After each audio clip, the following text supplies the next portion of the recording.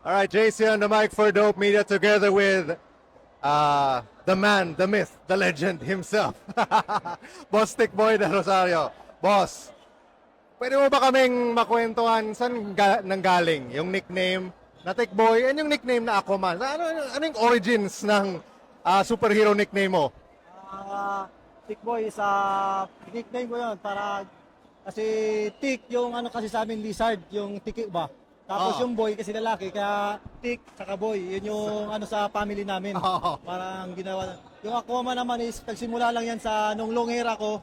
Naglalaro I ako, see. start ako long hair, parang sa Kubicolata yun, doon ako tinawag ng Aquaman. So, Parang kamukha mo pala si Jason Momoa. long hair lang. Kasi nga yung tattoo mo. I see. Now I understand. Doon nag-start yun sa Ako Bicol.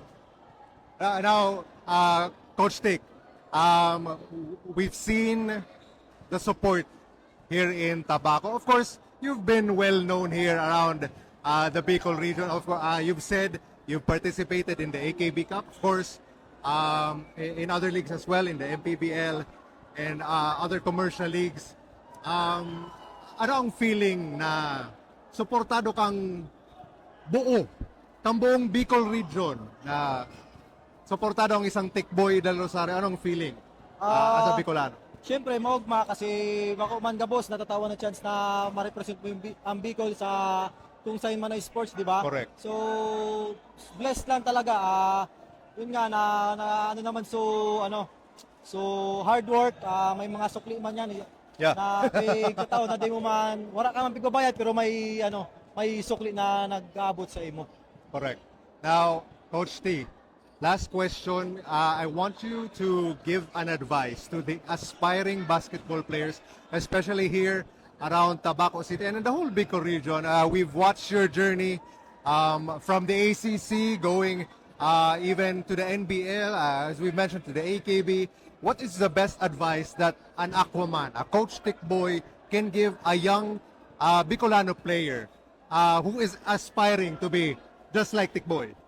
Yun lang, sa mga bata na nangarap na makarating sa Manila, makapaglaro sa mga big leagues, maraming struggles na kayong madadaanan, pero kailangan yung salubungin yun, kailangan yung harapin. Pag nadapa ka, tumayo ka, so sakripisyo ka lang at magbubunga naman yung mga tawag doon, mga pagod na gagawin mo para naman sa'yo. At yung sakripisyo. So yun nga, di ba nakita naman natin si Rene Baterbonia, so very humble beginning talaga. Yeah. So yun yung gayahin ng mga kabataan ngayon na Yeah. nag-start sa baba, nandun na sana sa sa pataas na, Correct. kaso nawala yung lahat na para sa pamilya na talaga yung plano. Tragedy, what happened to them. Let's talk. I said last question, but can we talk about these jerseys gone too soon and with Baterbonia name at the back? How important was it for you, for yourself and your team to support the tragic passing of Rene Baterbonia? So ano lang, yun nga, pinapanood namin siya, nagpa-practice kami nung last month sa Pampanga, nanonood kami ng pambansa, so inaabangan Yeah. talaga namin siya. Kami rin. So nung naglaro kami sa Leyte, nabalita namin na yun nga, namatay, so sobrang sakit sa amin eh.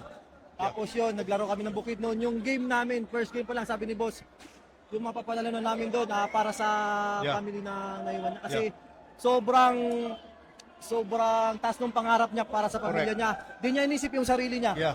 So, yung inisip niya is talaga yung pamilya. Sa allowance, yung halos lahat mapupunta sa family, ilan lang yung sa Yeah. kanya. 40,000 a month, yung 30 sa family, 10,000 lang sa kanya. So, sobrang sakit na di niya na fulfill yung parang promise niya sa pamilya. Yeah.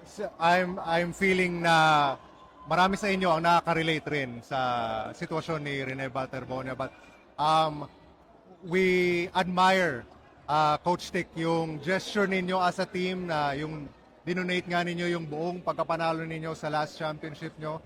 And thank you very much, Coach T. And any message for last message, Coach T, sa mga followers natin? Thank you kay Mayor Ray Bragais, kay Boss Robel Weber na kahit saan kayo pumunta, suportado niya. Yeah. At sa lahat na mga taga Bicol na sumusuporta sa amin. Maraming salamat po. Sa kaibigan ko, pati Joseph Ang, shoutout sa family ko na nasa Legazpi. Masyadong busy. So, dumaan lang kanina, tapos biyahe na naman. Sunod-sunod yung game. So, thank you sa suporta. At sa kay Tupi, sa Dope Media, na-cover pa rin. At papalo ng WB Sophia, Rowel Weber at Aquaman na page. Thank you at JC on the mic. Thank you. There you go. Thank you so much, Coach Tick. Thank you.